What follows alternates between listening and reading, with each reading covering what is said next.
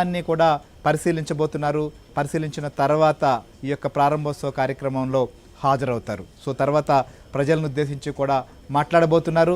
So ఈ కార్యక్రమంలో పాల్గొనేందుకు ఈ యొక్క ఉత్తరాంధ్రప్రదేశ్ మొత్తం ఏదైతే ఆంధ్రప్రదేశ్లో ఉన్నటువంటి ఉత్తరాంధ్రనే కాదు అనేక ప్రాంతాల నుంచి ఈ కార్యక్రమంలో పాల్గొనేందుకు రావడం జరిగింది. ఎందుకంటే నవ్యాంధ్రప్రదేశ్లో సరికొత్త అధ్యాయానికి మొదలు కాబోతున్నటువంటి తరుణం ఇది.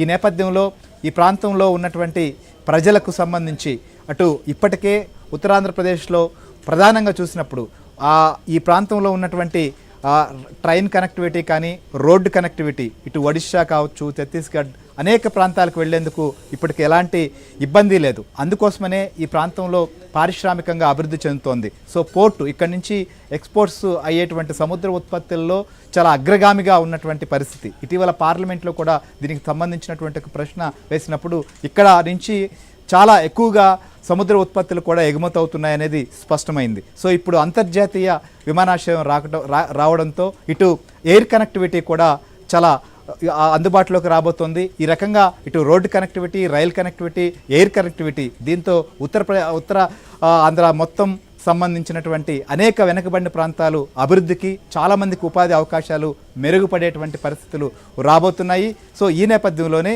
ప్రస్తుతం ఇటు ఆంధ్రప్రదేశ్ ప్రజలందరూ కూడా దీన్ని ఒక సంబురంగా జరుపుకుంటున్న పరిస్థితులు మనం చూస్తున్నాం. అందుకోసమనే లక్షలాదిగా ఈ ప్రాంతానికి తరలి వచ్చారు, ఈ కార్యక్రమంలో భాగస్వాములు అవుతున్నారు.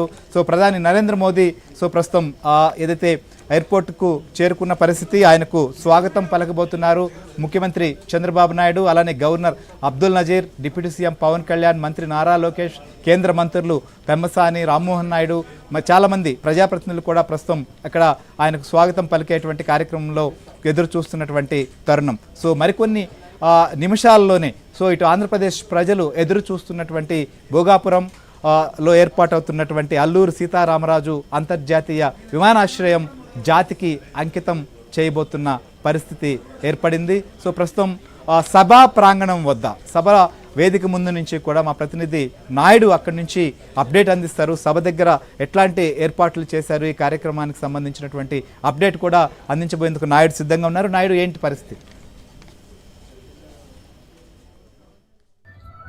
ఉత్తరాంధ్ర కళలకు రెక్కలు రాబోతున్నాయి. ఉత్తరాంధ్ర ప్రాంత అభివృద్ధిలో కీలకంగా మారనున్నటువంటి ఇంటర్నేషనల్ భోగాపురం ఎయిర్పోర్ట్ ప్రారంభం కాబోతుంది.